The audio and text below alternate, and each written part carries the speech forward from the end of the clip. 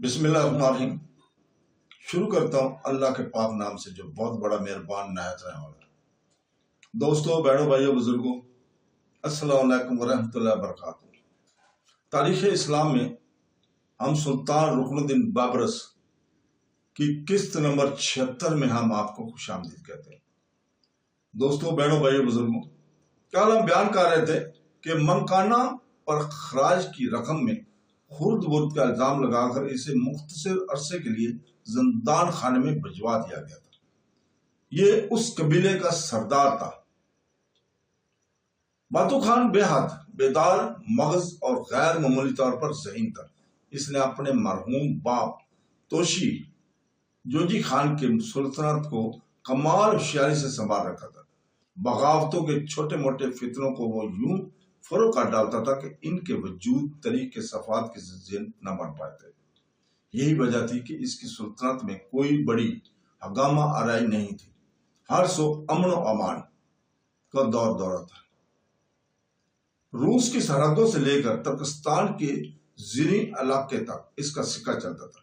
برکائی خان اس کا بھائی تھا اور وہ اپنے بھائی پر کسی ایسے الزام کی تہمت نہیں لگنے دیتا تھا کہ جس سے اس کا تابناک مستقل تاریخ پڑ جاتا۔ برکائی خان سے پہلے ہی ایک مسلمان زادے کی محبت میں کئی نادانیاں سرزد ہو چکی تھی۔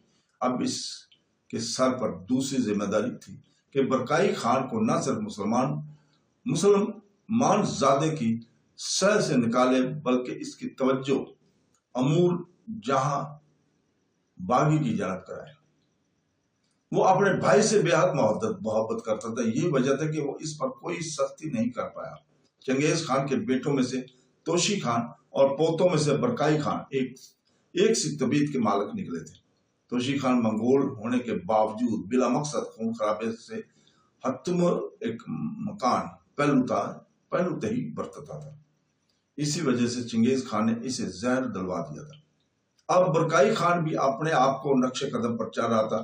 باتو خان اس کی جانب سے فکر مند تو رہتا تھا مگر اسے راہ راست سے ہٹانے کے بارے میں وہ کبھی سوچ بھی نہیں سکتا تھا۔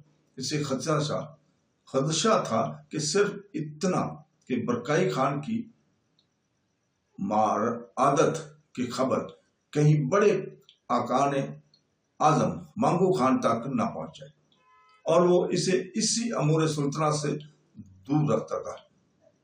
وقت تیزی سے گزرتا رہا۔ سلطنت کی وسعت اتنی پھیل چکی تھی کہ باتو خان کو بھائی کی موت کی اشد ضرورت محسوس ہونے لگی۔ اس نے فوری طور پر توانائی خان پر شب خون مارنے کا فیصلہ کیا۔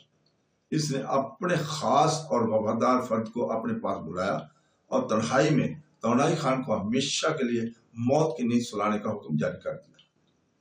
تمام معاملات کی جڑ توانائی خان ہی تھا۔ دوسرا، اسی نے فیصلہ کر لیا تھا کہ توانائی خان کی موت کے فوراً بعد برکائی خان کو کسی مہم پر روانہ کر دیا جائے گا اور اس کی عدم موجودگی میں نور الدین کو ملک بدری کا نامہ بھیج دیا جائے گا۔ یہ مرحلہ بھی رازداری سے مکمل کیا جائے گا تاکہ برکائی خان کو اس بارے میں بھنک تک نہ پڑے۔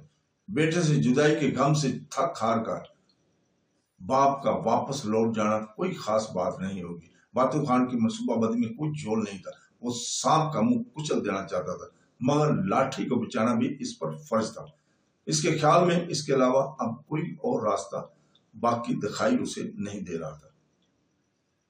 تو دوستو، بہنوں، بھائیوں، قاضی سردار نے سر شام سے اپنے قبیلے کے بہادر اور تربیت یافتہ افراد کو جمع کیا اور نئے شکار کی بات انہیں ضروری نوید کی ہدایت دی اور سورج کی مکمل چھپ جانے کے بعد وہ اپنے جوانوں کی میت میں گاؤں سے نکلا۔ ان لوگوں کے ہاتھوں میں لکڑی کے لمبے لمبے بانلے تھے جن کے کناروں پر تیز دھار کے پتھر رسیوں سے باندھے گئے تھے اور اس میں کچھ افراد کی پاس چپٹی تلواریں میں تھے۔ وہ تیزی سے اس سمت میں نکلے جس جانب متی الدین گھوڑا دوڑاتا ہوا وہاں سے فرار ہوا تھا۔ ان میں ایک شخص تیزی سے زمین پر جھک کر گھوڑے کے کھروں کے نشانات کو ڈھونڈ نکالتا اور اسی سمت میں بڑھنے کا اندیہ دیتا۔ ان لوگوں کی رفتار حیرت انگیز تھی۔ وہ پیدل بھاگ رہے تھے मगर देखने में यूं महसूस होता था कि वो जमीन पर तैरते हुए आगे बढ़ रहे हैं। काफी फैसले पर पहुंचकर वो अचानक रुक गए। क्या हुआ? रहनुमा, सरदार ने इस्तफाई नगाहों से रहनुमा से पूछा। हैरत अंगेज वो बड़बड़ाया। सब लोग इसके गिर्द इकट्ठे हो गए। क्या दिखाई दिया है? सरदार ने बेताबी से पूछा। सरदार, यहाँ देखिए, घोड़े की सुन कितने गड़े पड़े हुए। यहाँ इस सवार के अचानक रुकने का इशारा मिलता है और वो कुछ लम्हों के लिए यहाँ रुका है। मैंने इतराब में अच्छी तरह देख लिया है, यहाँ कई दूसरे फर्द या जानवर के निशानात नहीं मिल सके। यहाँ इसका सवार यकदम रुकना मैंने किया था। हालांकि पहले इसकी रफ्तार तकरीबन यकसा रही थी। तुम्हारा ख्याल है कि वो यहाँ किसी अनहोनी चीज को देखकर टटकटा गया है या रुक गया है? सरदार ने पूछा। कोई अप्सरा देख ली होगी।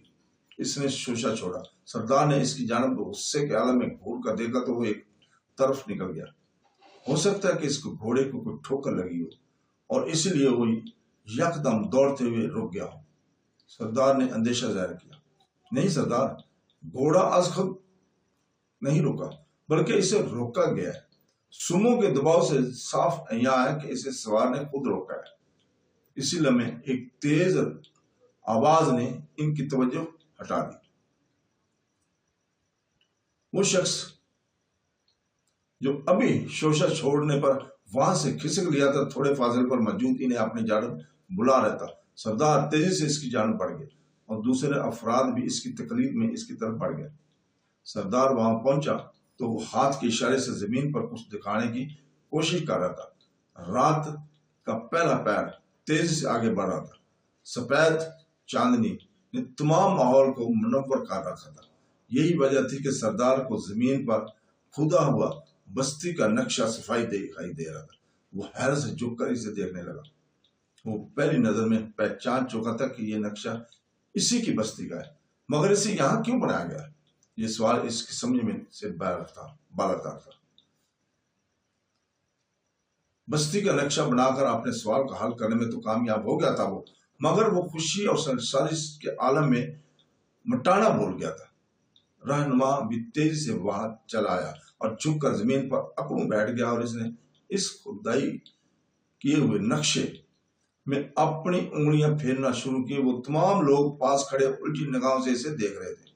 सरदार अभी तक नक्शे को यहां बनाने का मकसद नहीं जान पाया था। सवार ने इसे मकाम पर अपने घोड़े को तेज रफ्तारी के आलम में रोका और पैदल उतर के यहां तक आया। घोड़े के खुरे के निशान यहां मौजूद नहीं।